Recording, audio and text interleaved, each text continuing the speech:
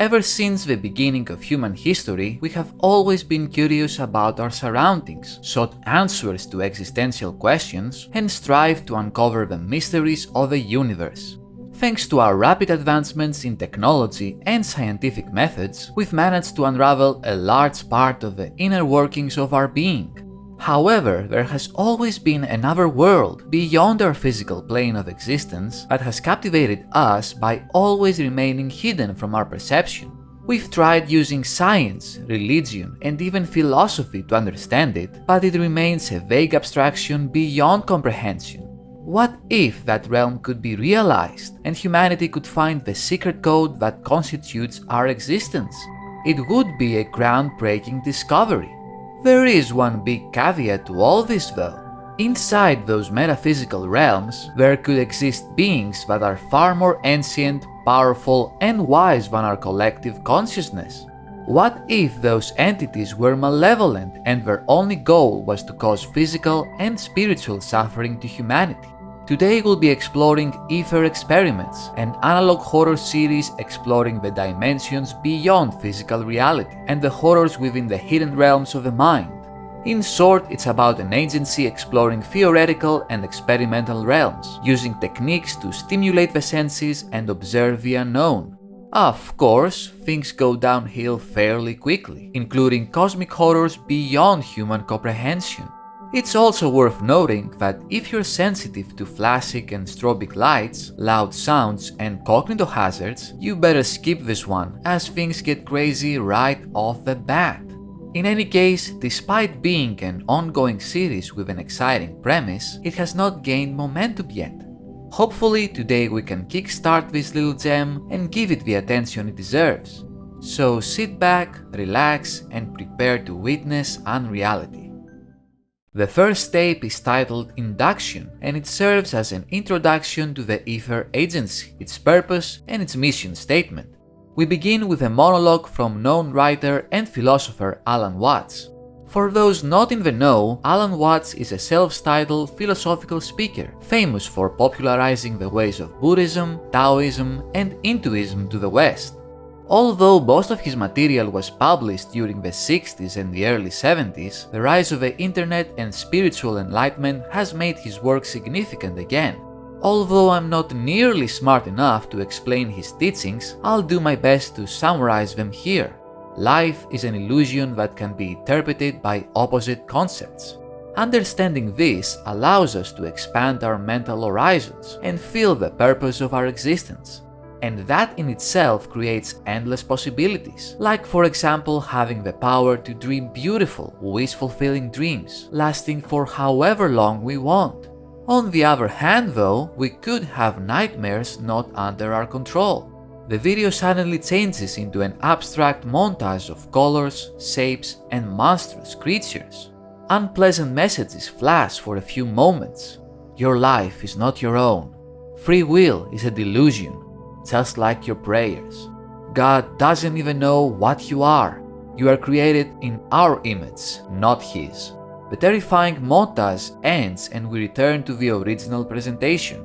The combination of dreams and nightmares along with infinite available choices brings us to this very moment, dreaming the dream of our current existence. Because the essence of God is tricking ourselves into not being God, as our thoughts create the ultimate reality. The lecture ends and we proceed with the main content of the tape, which introduces us to Ether and reveals our role at the complex. Dr. DeWitt, the main director, informs us that our role is to assist the team in its research regarding the cosmic microwave background radiation and superstring theory. It seems that the Ether team has already made some groundbreaking discoveries, finding messages and computer code embedded in the very fabric of the universe itself. Before we move on to the protocols and procedures that need to be followed, the screen glitches out for a few seconds and a creepy image appears. Dr. DeWitt, with his face disfigured, is screaming for help. But the presentation returns to normal soon after. Dr. DeWitt leaves us for the time being, with his final message being Nea onim nosua a ohu, which is the Adinkra symbol for the phrase "He who does not know can know from learning." The Adinkra, by the way, are symbols originating from Ghana that represent various concepts, such as the one already mentioned. We move on to our first day of induction training, which includes nervous system calibration, total isolation protocol, anomalous phenomena, and psychological testing. The nervous system calibration process includes a short visual sequence designed to synchronize our nervous system with the Ether Agency's advanced technical devices. As you can imagine, the procedure is quite unpleasant. Disturbing imagery flashes before our eyes, including religious and philosophical symbols, as well as horrifying creatures screaming and laughing, ending with a few subliminal messages straight out of one of my favorite movies, They Live. Submit, obey, conform, consume, reproduce, stay asleep, no thought, doubt humanity, question your sanity, honor apathy. Do not question authority. We are your God. Worship us. With the calibration complete, we move on to the next steps of our induction. Total isolation protocol involves us getting cut off from all communication channels.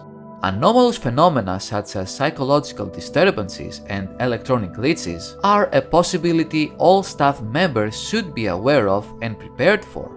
Direct contact with such phenomena should be avoided at all costs. The video ends with us awaiting our psychological evaluation. Quite the introduction, huh? And it already seems that things have gotten out of control, with strange entities taking over the subconscious. Let's see if the Ether team can handle things smoothly and efficiently.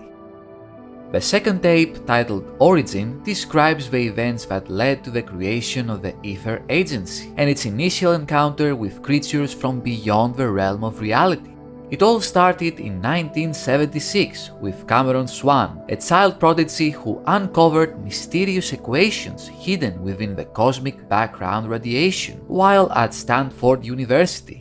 His exceptional intellect and strong work ethic earned him a PhD in theoretical physics at the young age of 19. When his thesis was analyzed by the world's most powerful supercomputers, it was indeed proven that there is binary code inside the fabric of reality, forming messages as old as time itself. What are those messages saying, though? Our advanced technology managed to decipher one of them. It was simply the word build, followed by designs for a device following our contemporary technological practices. How can such primordial messages reflect our knowledge, though? Could these equations be sentient and ever-changing? Maybe the otherworldly creatures behind such messages have a specific purpose for mankind. The presentation glitches out before we get any answers as we move on to Cameron's bedroom. It seems he's having a terrible nightmare, featuring him being taken to a clinic while frightening beings plague his sleep. He wakes up and finds himself restrained inside the mental ward. An unknown voice threatens him as he transforms into an unsettling being. The episode ends with a voice saying, "We're going to warp your body in ways you never thought possible. Don't worry, we have an eternity to play. You're never escaping us, Cameron, not after what you've done." Although we have managed to make contact with beings from higher planes of existence, it doesn't look like these creatures are benevolent at all. They may have plans for humanity, but their true nature is unclear. Cameron, the first to discover them, seems to be punished for it by them. Or maybe there is a deeper truth to all this. We'll see. Moving on to tape 3, named Psych, we delve into a field operation titled Looking Glass that aims to provide documentation on Ether and one of its former founding members, simply named PK, via cassette tape recordings and documents.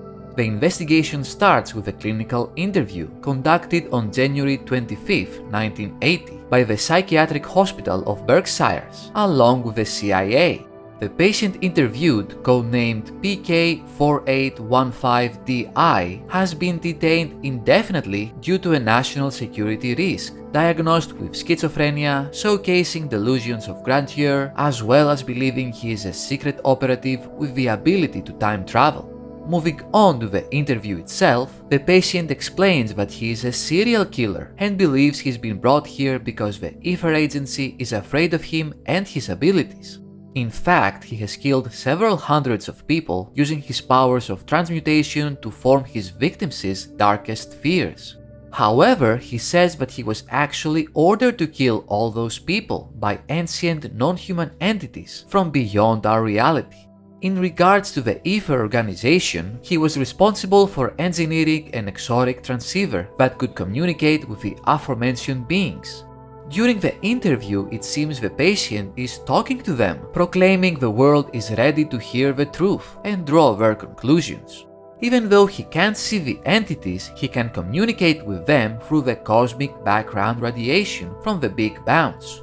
The Big Bounce is a hypothetical cosmological interpretation of the Big Bang, suggesting a cyclic model where a previous universe's collapse births a new one. What are those non-human entities though? The patient describes them not as alien life forms, but as an ancient intelligence that communicates in coded messages. Besides his ability to talk to beings from different planes of reality, the patient says he can also time travel into the future and the past, but was unfortunately imprisoned inside S3, undergoing torture and extremely painful transmutation procedures, transforming his brain and body in unimaginable ways. Although the psychiatrist claims he's delusional, the patient insists he's being truthful and says that all disasters are planned by both IFER and the entities themselves, transforming into a terrifying creature for a moment, then reverting to his original form. The interview ends and we proceed to security footage of the patient's living quarters. Everything seems normal for a while as he's just asleep, but something unexpected happens. Light rain can be heard inside the patient's room and a horrifying being can be seen from his mirror. The patient awakens and the room's ceiling is now gone, revealing a thunderstorm above. The footage ends with strange glitches and monstrous creatures appearing for a few seconds, while the patient turns into a hooded figure and escapes containment. Having gained more insight into the IFER organization's goals and agents, it seems that they help the otherworldly entities in subjugating humanity using destructive methods. With their attempt to detain one of their former agents failing, it will be interesting to see what happens next. We take a different direction with tape 4, named Lost. It contains found footage from a search party's camera operator named Marlowe, an audiovisual technician who was invited to document the search.